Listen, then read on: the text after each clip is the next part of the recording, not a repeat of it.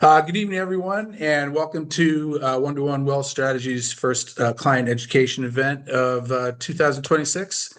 My name is Larry Brody. I'm the Director of Operations here. And just a few quick reminders. If your computer is not on mute, please go ahead and mute yourself now just to avoid any background noise while the presentation is going on.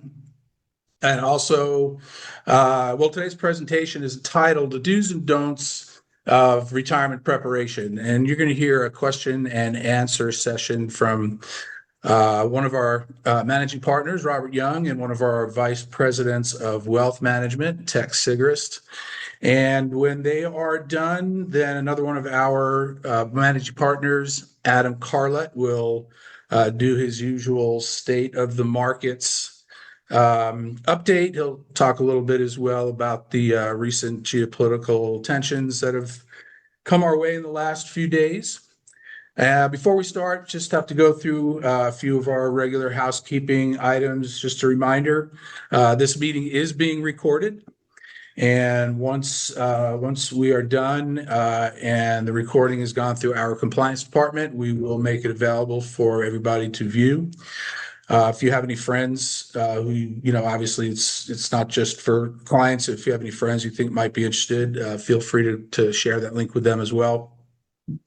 Also, the chat function has been turned off, and that's also due to LPL compliance restrictions. So, but if you do have any questions, please write them down and feel free to just email them either to me or to anybody on your advisory team, and we will get those questions answered for you.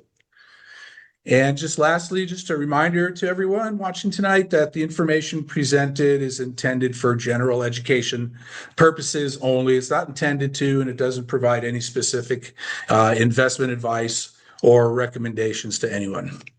All right, Larry, thank you for the quality introduction there. So today, everybody, thank you for being here. I know it's in the evening, and a lot of you probably are done with a long day's work. So we're going to have a bit of a Q&A here. And we have a special guest with us tonight. We're going to be kind of having a discussion as well. And we have Tex Sigrist here. Tex has been with us for about 8.5 years. He actually started with us as an intern. He graduated from Arizona State University, their W.P. Carey School of Business, and he has a degree in finance and accounting, correct? Mm-hmm. Okay, excellent.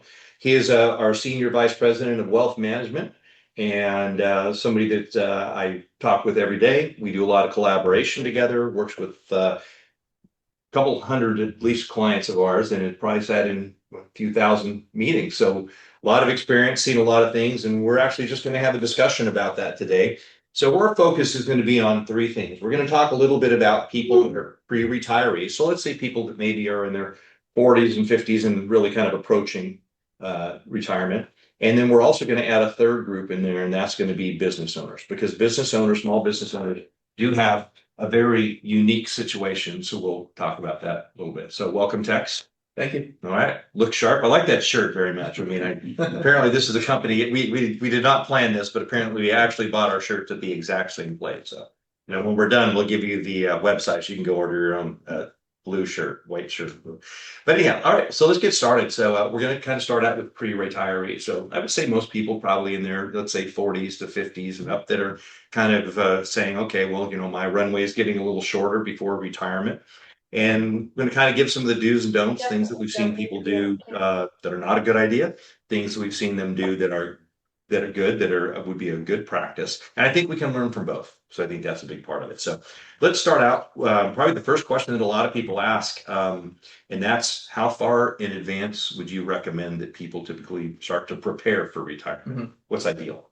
Yeah, we usually say about 3 years is what our perfect scenario would be. Obviously, there's some circumstances that will always come about that might change that, but that gives us enough runway a lot of times to just plan for a lot of the variables from going from retirement and switching over into being a retiree.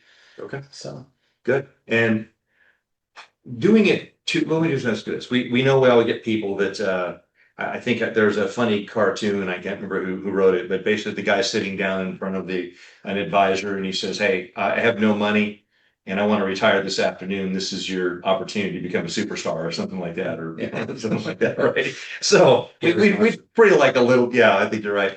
We'd like a little more time than that. But what are some of the downsides to not giving yourself enough time to prepare? Yeah, just I guess the main one is just knowing that you're going to be able to have enough money from the start until, a lot of people nowadays are retiring in maybe 55, 60s, which gives you 30, 40 years that you're going to be living off of a lot of your assets. So there's a lot of different variables, whether you have a pension or Social Security, but watching how much your assets can generate for you, and then expenses are a big thing. Most people we see are spending a lot more than they think in their daily lives, and when you retire, every day is a Saturday, so it doesn't really slow down, especially at the beginning, because now you're not working. So what are you doing Monday through Friday? You're probably maybe going out to eat more, going on vacations. You want to go do things, and that all costs money. Yeah, no, great point. Great point. I have my in-laws retired at 51, and my father-in-law is now 84. Luckily, they saved well, very well, and luckily they spend no money. But That helps. so, yeah, that does help. But yeah, that's a very long time. And I know my father-in-law said to me many times, he said, I did not expect to be around for 33 more years. So fortunately, they're just fine. But Mhm. a lot of people don't realize Yeah. that's a lot of time and a lot of inflation, right? Yeah. And a lot of times when we're planning, we're trying to look at worst case scenarios, and we'll plan them to like 90, 92. Sometimes they were like, hey, my mom was 100 and my dad was 98. And like, so now we're looking at 95, maybe 100. But sometimes we run into people and they're like, why are you at 90? Like I'm out at 80, or like, there's no way I'm making it to 92. But we see it so often nowadays that that's a long time from when you retire Right. until 90, 92, 95. Yeah, we just had one. It's a client that text helped me service. He was 2024, passed away at the 96. You know what I'm Mhm. talking about, right? Yeah. Yep. So 96 years old, World War II veteran. On top of that, so we miss him. But yeah, I know he told me a number of times. He's like, I didn't know I was going to live this long. So yeah, famous last words. So I think a couple other things. You want to talk a little bit about fact that when somebody's getting ready to retire, that we also want to be able to collaborate with other professionals and kind of how that works. Yep. Yeah, once you're making that transition, there's yes, the financial advisors of us, there's a lot that we're going to be working through. But utilizing somebody like a Medicare specialist, because that can be right in that time frame. They can help you with a lot of that.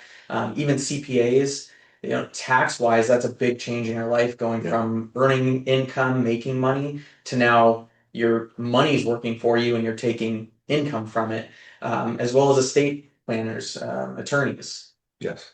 Yeah, absolutely. It's interesting. I just had a call today with a client. We had a meeting, and the first thing they said is, "Hey, this is our first tax return we're getting now that we've retired," Mhm. and they're nervous. Did we pay enough in taxes? How are we going to come out? So, yeah, it's a good idea. But we had already met with their tax planners. We had already gone through all that, so we assured them it's going to be fine. We prepared for that. Probably because we had maybe 3 years to plan for it. That's correct. We had a very long time. They've been clients for a long time. That was a good thing.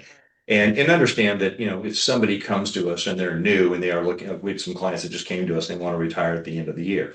They've been doing some planning. They just needed to come to a wealth manager. They could sit down with them and take everything they're doing and put it together. So we don't always have a full 3 years, but in their particular case, we're able to sit down and say, okay, yeah, you can retire at the end of the year, and here's what it's going to look like. So that's good. Talk a little bit about the fact that, I realize they might not need insurances all the time, but we need to explain why we need some time with that if we're Mhm. looking at things like long-term care. Yeah. How we need to fund that potentially. Yeah, long-term care is a big one nowadays. And there's multiple ways to fund it, multiple ways to go about it. I think what you're alluding to is you don't always need insurance to cover long-term care. And that takes a lot of planning. If we're going to self-insure it, so using your own assets, that's usually can be the best case scenario, because not everybody does go through long-term care. So Right. you don't have to pay monthly expenses or costs for the coverage. But nowadays it's just so expensive with, again, people living longer. Long-term care is one of the biggest things that we're looking at in the plan, making sure that everything's gonna be okay if you do go through. We just had one client that their mom ended up having to go into long-term care and didn't really have a plan. So now it's falling on the kids, and she's still at home, but it's $8,000 a month, and they're trying to figure out, is the sister going to help, the brother going to help? How are we funding this? What's kind of the time frame? But we usually see nowadays on the cheap end 5,000 a month, Okay. up to 15,000 a month. So there's a big range. Yeah. Yeah. And I think when you're, again, it's something we need to explore. It doesn't mean everybody has to go out and buy long-term care insurance. But when you utilize an insurance company, you're really what we're doing is we're looking at and saying, hey, can we shift some of the risk over to an insurance company to help out? Yep. And many of these new policies also give you the ability. So if you go into long-term care, there are life insurance policies as well. So you pass away, never use it. At least that it doesn't go to waste. Like it'll get paid to your heirs, potentially tax-free. So Somebody's got to pay for it. So yeah, where's it coming from is what you have to figure out. That's right. That's right. And then also, I think the traditional thought on retirement is we work, we stop working, we retire, we die. But that's not really happening all the time. And I think something you brought the other day when we were kind of preparing for this was the traditional retirement is not what's happening going forward. A lot of people want to continue. So you kind of go into that a little bit more. Yeah, I think it's been a little bit more recent, maybe the last like 3, 4 years that the big switches happen. Most of the time, people would retire and never work again. And now what we see most of the time, like let's say 10 out, if we see 10 people retiring, maybe 9 are going through what we're talking about is they might retire from like the stress of the current job or the main job they're having, but they still want to do something, whether it's consulting, part-time work, just getting out of the house, or even they're gonna go and do like charitable stuff. But there's still a lot more to it, that it's not always just work, work, work, and then you step off and go completely no work and retire anymore. Yeah, and I think that, preparing for that, we've had a number of situations over the years. I started realizing I tell people, instead of looking at it like a cliff, like you get to the end and you either keep working or you jump off the cliff and you stop working. You can look at it as kind of a stair step. You can go from full-time to part-time to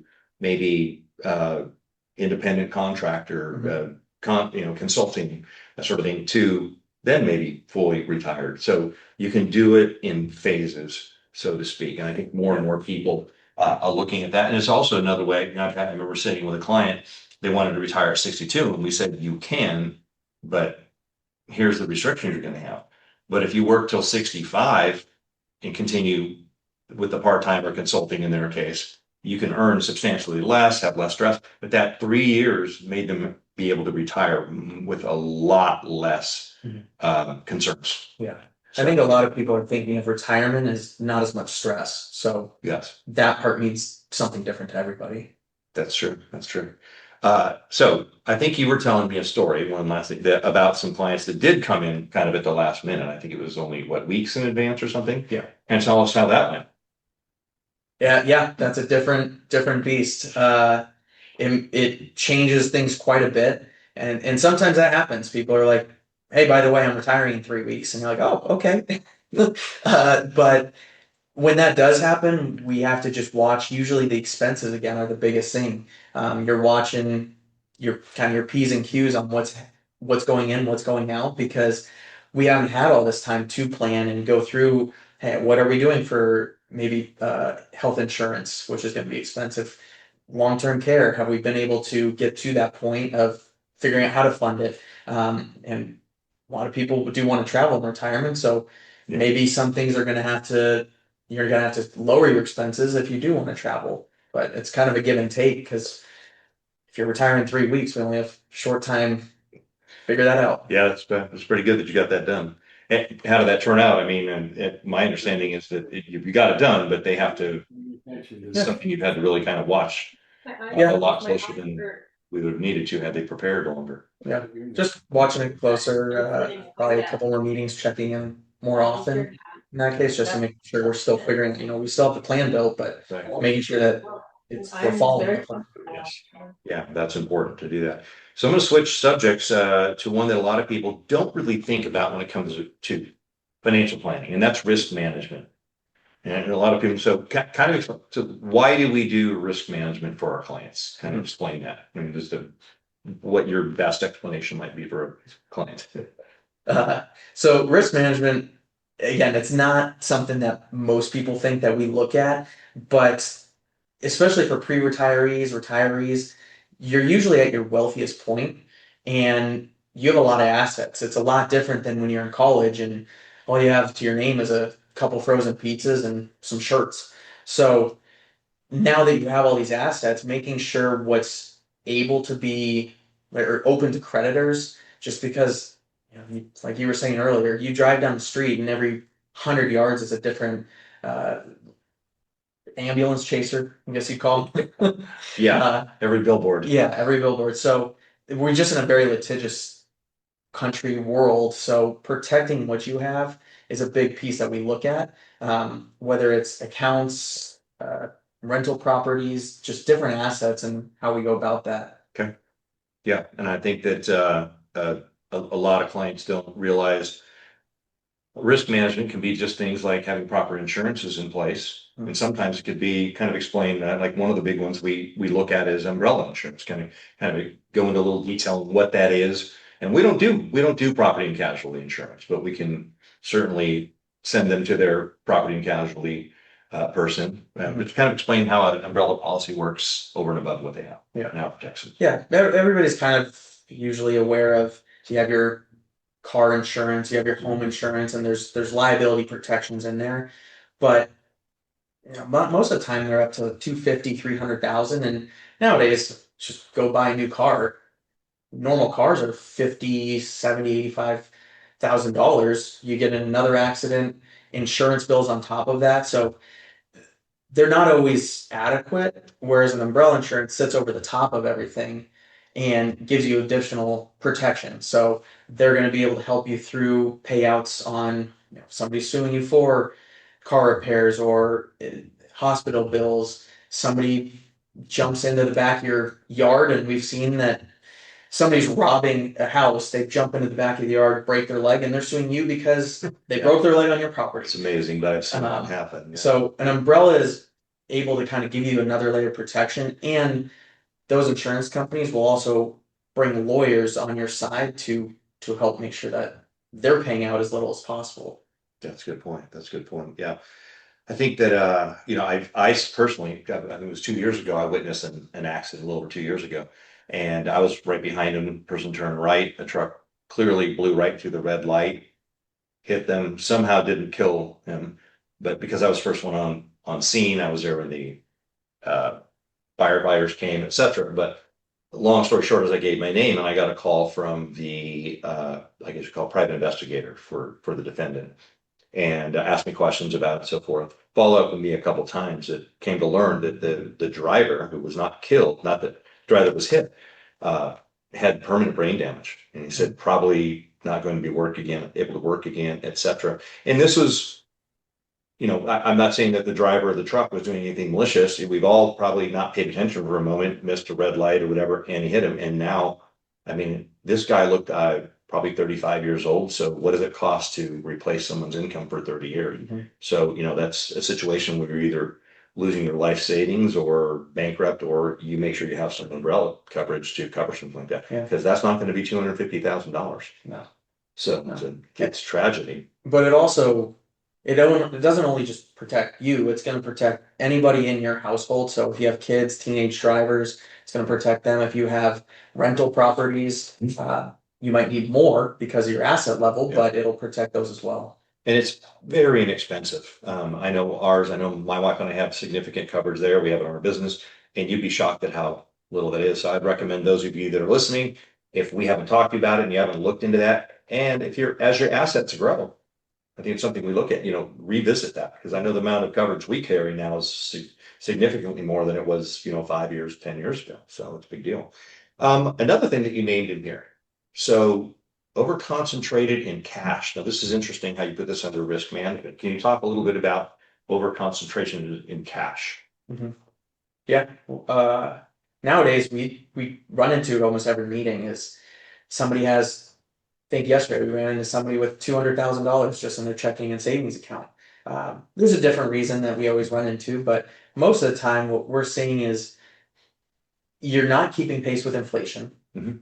So your money's actually losing value, losing money. The other big thing is you can still stay very conservative within the accounts, but pay better taxes, better tax rates on it, and make more money. So there's a lot of options nowadays that you can still technically save if you want to think of it like a checking savings account, fully liquid, but you're making better return and you're paying less in tax on those dollars. Yeah, I know our investment team, we created, Adam's had our investment team, create portfolios just for that. So if somebody can move cash into a conservative account, there's a little more risk to it, but my gosh, the returns are substantially better, much better opportunity for growth. And like you said, they could get capital gains treatment versus ordinary income tax treatment, which long-term capital gains treatment is always going to be better than ordinary income tax treatment. So it's a good thing. I think one of our goals is always how do we make things most efficient? Yes. So whether it's cash, investments, taxes, we're trying to figure out how to squeeze out some additional value. That's why we said we want to, our goal is to grow and protect our clients' wealth and help them pass it on to the next generation as safely and efficiently as possible. That's really our mission. Mhm. And it's amazing how many things that we can find. So we're going to move on to, and some of these things will apply for pre-retirees, but they'll also apply for retirees. So if you're on this call, you're listening or you're listening to the recording, if you're already a retiree, some of the mistakes that we see them make, I think one of them is not using an advisor for everything, kind of looking at their things in a silo, like looking at Medicare in a silo, looking at Social Security in a silo, instead of getting somebody that can look at other plan holistically. So can you kind of expand on that just a little bit? Yeah. Yeah. Usually once you're retired, you have the assets and having a team on your side makes a big difference. So like Robert said, having especially Medicare specialists, we see a lot of people try and go through it on their own. Medicare specialists to the clients, to the individuals is free. So there's so many nuances to it. Using one is kind of a no-brainer. They'll walk you through, they know everything about it top to bottom. But even just CPAs, estate attorneys, and your financial advisor, having all of us together being able to communicate makes a big difference. Yeah. And when you should file for Medicare, it's amazing how many people come to us, and I think we both heard this 1,000 times, is when should I file for Medicare? Well, technically when you're 65, but if you're still working, then probably not, maybe not. Yeah. Not sure. Depends on your situation. Every person's situation is completely unique. There's no two that are exactly alike. So same with Social Security, when do you file for that? And that's all part of the financial plan. And we'll handle that. And Tex and his team and all of our other teams, they're going to do that. They'll not only will their team do the financial planning, we'll work with our wealth management side of it that handles the investment management. They will work with a certified Medicare specialist. They'll work, they understand how Social Security dials in. And then of course the next piece of that is how the estate plan works and who needs it. So I think there's two things you see when it comes to estate planning. So wills and trusts are part of estate planning. It's not all there is to it. But what are the two biggest things that you see prime mistakes when it comes to estate plans? I would say there's three. Okay. I think the biggest one we see is that a trust doesn't protect your assets. A lot of people think that you have a trust in place and people can't sue you. They certainly can. So that's kind of going back to the umbrella insurance. That's a big piece to it. Trust really doesn't protect your assets other than how it passes on and how you want it to pass on. I think the other second big thing is laws change. So we see a lot of people have outdated trusts, whether it's 2 years old, 5 years old. We ran into one recently at 13 years old. The laws changed, the big one in 2020 changed, but your life also changes. Maybe 15 years ago or 13 years ago, maybe you didn't have kids. Mhm. Now you do, maybe you've moved. So there's a lot of different things that can happen over that time.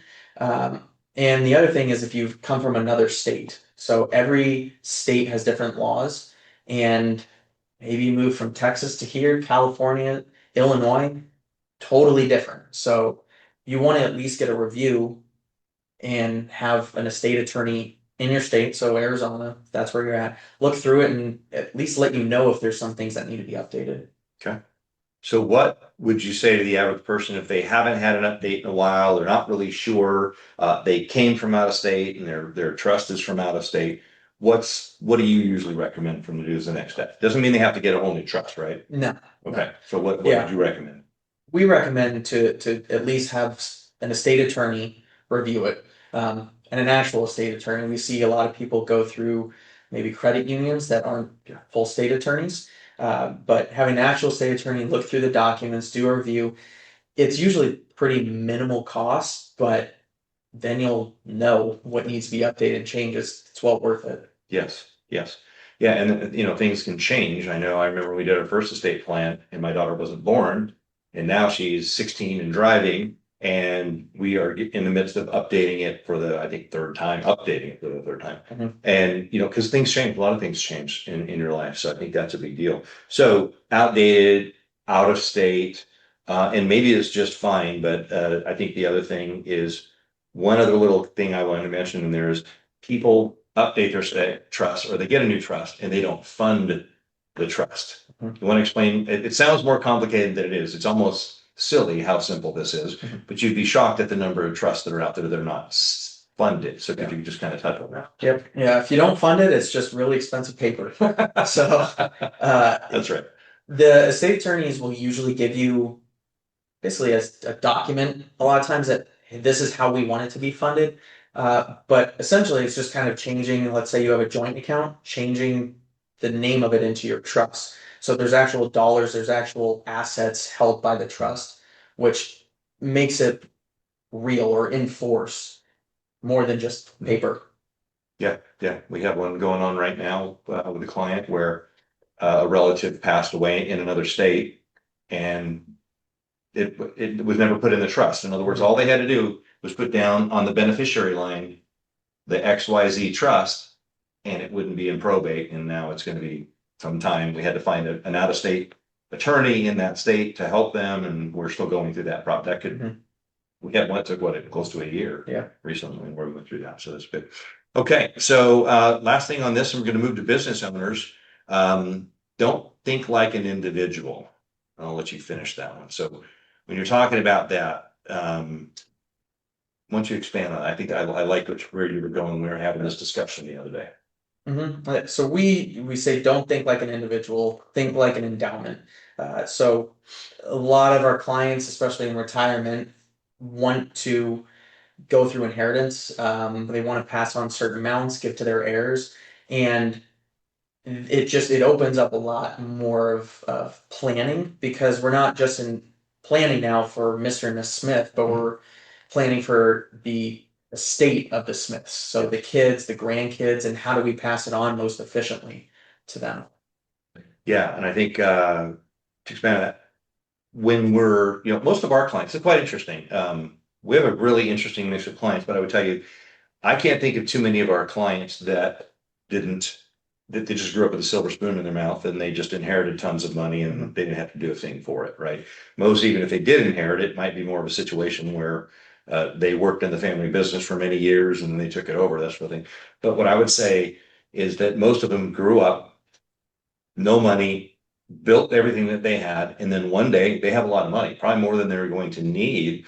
And so we always say, don't think of it like it's just, Mr. Tom Williams. Think of it as the Williams family estate now. Because we were doing one the other day and we were looking at Roth conversions. It was going to save them quite a bit, but we said, hey, by the way, your son and daughter, when they get it, look at how much money it's going to save them if they want it to pay down. So you really want to look at that over a very long period of time. So we're going to move to business owners. We've just got a few minutes left here. So let's just touch on business owners. So we have business owners. So many times I think the biggest thing is I think we talked about they're underinsured. They don't have umbrella insurance and developing an exit strategy for risk management. So can you want to kind of touch on that just a little bit? Yeah. Most of the time, business owners, that's their biggest asset. So again, umbrella insurance, making sure it's protected, making sure you have the right liability because you want to make sure you're not having that lost to lawsuits. And then what was it? I think not having enough insurance. Also, by the way, yeah, I think we talked about having business umbrella insurance separately. Mhm. Because many times your umbrella insurance may cover you personally, but talk to your property and casualty person because it may not cover your business. I know here at 1-to-1, my partners and I separately have umbrella insurance here on the business that doesn't cover our home and vice versa. Yeah. So I think that's a big deal. And then exit planning. Yes. That can take a long time to plan for, 5, 10, even 20 years. And it's something that we see more often than not that business owners don't have an exit plan or a real strategy in place on how to transition a business. Nowadays, with the new tax laws, there's things that we can do to save a lot of money in capital gains taxes and the sale of the business. But again, that's something that we want to look probably 3 to 5 years at least out on when we're planning for that. Yeah, if we can. Yeah, the longer the better, for sure. Let's talk a little bit. I know this takes time. Let's talk a little bit about non-diversification outside the business. This is a big thing with business owners. And it's not uncommon and it's okay, but we need to be aware of it. So I'm going to kind of go into some of what we see with that. Yeah, again, a lot of business owners, pretty much all their assets are tied to the business. So being able to diversify, and we get it, that's probably where you're making the most money. That's where you've built your whole assets over your lifetime a majority of the time. But having different areas of diversification that can still grow for you. And I think the big one with that is you can build assets that you can still utilize when opportunities come about as a business owner to use. Because when everything's invested in a business, it doesn't always give you the most options and opportunities, but building other assets, but other accounts allows you to have just more flexibility and control for when those different items pop up. Yeah, it's really diversification at the truest level. I've seen situations with a business owner where they couldn't take advantage of an opportunity. All their money was in the business. And a lot of times we're talking about utilizing investment accounts that are liquid. We're not talking about IRAs or 401ks where you can't get to them to your 59 and a half. There's other things that you can do to keep that liquid. And like I said, what happens if something does happen to the business and all your eggs are in that, that one proverbial basket. Right? Yeah. I think at the most recent one we ran into is within a month, an opportunity popped up and they needed over 150,000. And a lot of times kind of goes back to the earlier thing. Business owners might have a ton of cash.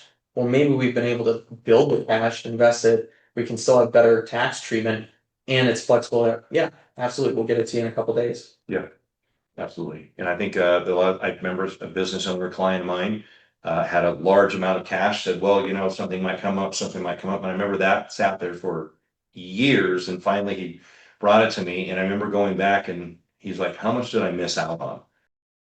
Versus what you were going to show me. And when I showed it to him, I was going to cry. But, so again, there's a strategy to how much do you keep in savings. We're not knocking that, but there's like, how much can we keep in savings? How can we keep something moderately invested and then maybe a little more aggressive? And then utilizing, the last one we kind of talked about is utilizing tax structures or shelters for business savings options, LLCs, et cetera. Yeah.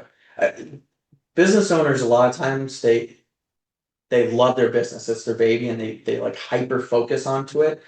And they might still be using a CPA, but maybe they don't find the time to speak with a financial advisor, because even though you've set up your business, your strategies, whether it's through an LLC, an S Corp, you might not be utilizing all of the opportunities or tax savings that you can be with those. So sometimes we see somebody using a SEP IRA versus solo 401k, which not a terrible tool, but you can have almost twice as many benefits in a solo 401k.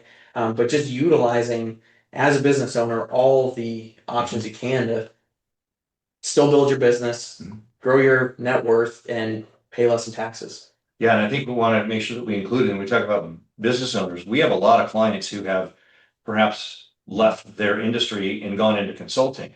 Well, you want to make sure that you structure that correctly, because you're still a business owner. You're an independent contractor, and you can take a lot of the advantages, utilize a lot of the advantages that any other business owner would have. So don't think of yourself that you have to have a storefront, be a retail store, be a business owner. You could be consulting, you're on a 1099 or an independent contract. It's the same thing. We do a lot of that. We do a tremendous amount of that. Okay, so savings with, how we look at as an S corp over a sole proprietorship, that sort of thing. So not knowing when I think one of the last things you mentioned was not knowing when to make the switch for business growth to take advantage of these options, et cetera. So I'm going to kind of just summarize, and we're going to turn it over to Adam here in just a moment. So I think just from a summary, some things that you said was one of those is start the retirement planning now. Right? Just at least look at it. You could be 10 years out, but at least snapshot of what it's going to look like. The longer your runway is, the easier time we're going to have doing the planning, right? Meet with your advisory team. We don't like to chase people, but our goal is to meet with you at least once a year. Do your overall planning, look at your situation, and if we need to meet with you one more time at the end of the year just to confirm, many people, they're commission or business owners, they're projecting what they're going to make. So we want to make sure we do that. And we adjust your plan as necessary. Protect your assets with proper planning, insurance, trusts, all the other things that we talked about. Make sure your advisor teams work as a unit. Something that recently picked up a new client, and his complaint was that his advisor didn't work with his CPA. It was like they were all in silos. None of them communicated. He came over here. We introduced him to a new estate planning attorney, to a new CPA. We all work together. He talks to us, and we reach out to the CPAs. We reach out. That was a big deal. If you don't have that, that's a big deal. If they don't communicate, we would tell you, consider replacing them and find someone that will. I think that's a big deal. Anything else you wanted for closing? Notes on that? No? No.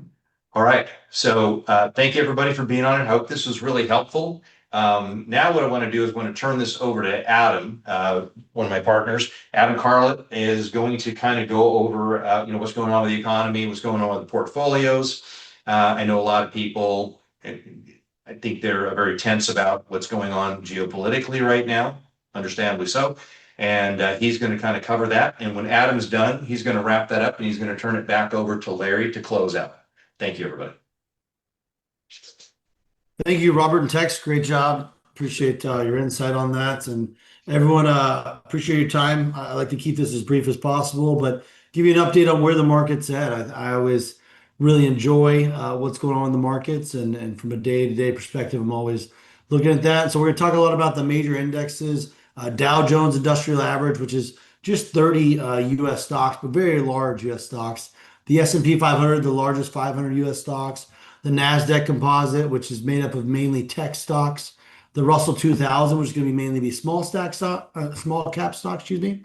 And the MSCI EFA Index, which is going to be a large and mid cap international stocks for countries outside of the U.S. and Canada, their stocks. So mainly Europe, UK, France, Germany, Australia, Japan, Hong Kong, things of those nature. But quick year-to-date perspective, despite a strong start to the year and positive momentum in January and early February, the broad market's seen some volatility increase, as we all know, from some major things that have been going on. So I'm just talking about some of the key factors that have brought on this volatility before I get into Iran as one of them. But we've seen a lot of tech sell-off. So tech AI stocks have really pulled back. What's the Magnificent Seven are a lot of those. For example, we see Microsoft down about 16% on the year. Tesla down about 12% on the year. Meta, which is positive on the year, but down 16% from its August 2025 highs. NVIDIA down 2% on the year, but down 17% from its November highs. This is another great reason why we diversify. Tech obviously is very important, has been in our portfolio, and has been a major, major driver of the returns in the S&P 500 and the stock market overall and NASDAQ, because it's such high weighting in those indexes, and there's such huge caps or stocks from a market cap perspective. But we've seen a lot of rotation out of that into more defensive sectors like energy and materials. And the energy sector is up over 20% this year. And while we're not going to be in any sector by itself, this is why we diversify. And then we've seen a lot of policy and economic data uncertainty. You have the mixed signals with the U.S. inflation and labor data that came out, and the Federal Reserve is still not committing to how many future rate cuts they're going to have, and that adds to volatility. It sounds like we're definitely going to have a new Federal Reserve chair in May, and that could lead to some more certainty on the rate cuts, but we're not positive just as of yet. Also, just a lot of the trade noise with and tariff uncertainty. We've had to go through the Supreme Court, and the Supreme Court struck down some of the tariffs, but talked about other ways that tariffs could be put into place. So that briefly spooked the market for investors. That was kind of a brief one, a little bit, and then the big one, geopolitical tension and energy risks. So obviously, if you watch the news at all, you know about what's going on in Iran, the conflict over there. That started at the very end, or at the very end of February and has gone into March. But really, we saw tensions leading up to before there were any bombings. Big concerns over the Strait of Hormuz, which is a critical global checkpoint for the world's oil and gas. It's about 20% of the world's oil and gas moves through that supply chain. And they've talked about big disruptions because of that. We saw oil spike drastically yesterday, but then came down some today, right? We've talked about politics. They've said that there can be a Navy escort for these tankers. So hopefully that will help oil prices come back down. President Trump has said we might see a big spike in oil, but expects oil to be even lower than where it was before this Iranian conflict started. We also saw the market, for example, part of yesterday, the Dow Jones was down over 1,200 points at one point in the day, but actually into the day down around 400 points, which is less than a 1% drawdown. 400 points 10 years ago would have been an insane day. Right now, that movement happens all the time. But if you watch the media, if you say 400 points, that sounds big, right? It is not near what it used to be, less than a 1% pullback yesterday. And then we saw a real nice day today. A lot of that, what they're saying is, predictions of this Iranian conflict and bombings ending in the near future, not being a long drawn out war. Obviously, we'll see what happens, but that led to a nice spike today. But despite all of the noise, the stock market's been pretty resilient this year. The Dow Jones up about 0.9% on the year. The S&P, which as of yesterday was down 0.4%, but now turned positive again today. And then you have the NASDAQ down about 3% on the year. But here's a big reason why we diversify. The Russell 2000, which is those small cap stocks that I mentioned, it's up about 5% on the year, especially with the thought that interest rates could drop. That can really help those small cap companies. And we've seen a nice bounce back, really dating back to about Q3 of 2025 in small cap. For the last decade, a lot of people just wanted to be in tech or large cap companies. And these are the reasons we want to own those different areas of the market. And then international, large cap international is up about 8% on the year. We saw that early last year where large cap international was up about 10% when we had major volatility with the tariff situation going on in early 2025.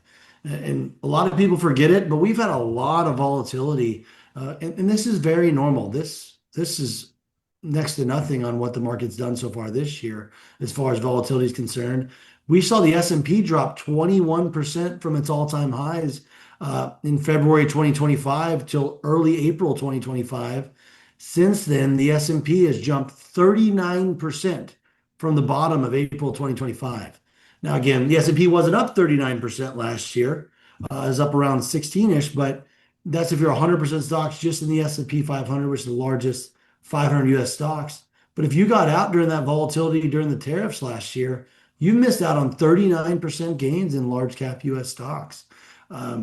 Again, we're going to always have volatility. Things are always going to be going on in the world. I can show you stats dating back to as long as you can remember. But, maybe people have already forgotten the big pullback in February of 2022 when Russia invaded Ukraine. We saw during that time from February 2022 to February 2023, the stock market was down about 5%. When I say the stock market, I mean the S&P 500. But since then, the S&P 500, dating back from February 2022 to now, is up 60%. Would have been very easy to get out during that time, right? Big war going on. We've been very involved. It's been all over the news. And then now we have the stuff with Iran, right? Again, there's never going to be the perfect day that this is the exact bottom or this is the exact top. Going back to a lot of what Tex and Robert said, planning for your future based on when you need the money. But we've seen a very resilient stock market for all the noise that's going on. And when we started the year, pretty much every analyst we met with talked about how positive this year would be, which is crazy to see considering we always have been talking about the negatives. A lot of these analysts have talked about the negatives over the last 3 years. They're finally really growing positive. But we'll see what happens. We again plan for your future based on your goals in your portfolio. If you think that needs to be adjusted or something needs to be reviewed, please talk to your advisor. But the stock market continues to be resilient and hopefully will continue trekking higher for us. But that is my quick update on the market. If anyone has questions, please talk to myself or your advisor offline, and I'll pass it back over to Larry. Thanks, Adam, and thank you again, everybody, for joining us this evening. Hope you found the information helpful to you. And again, if you know of anybody, any family members, friends, neighbors that you think might benefit from this, please feel free to pass along any future Zoom invites that you get from us. We'd love to have as many people on as possible. And that concludes our presentation for the night. So from all of us here at One2One, I wish you all a wonderful evening, and we'll talk to you again soon. Thanks, everyone.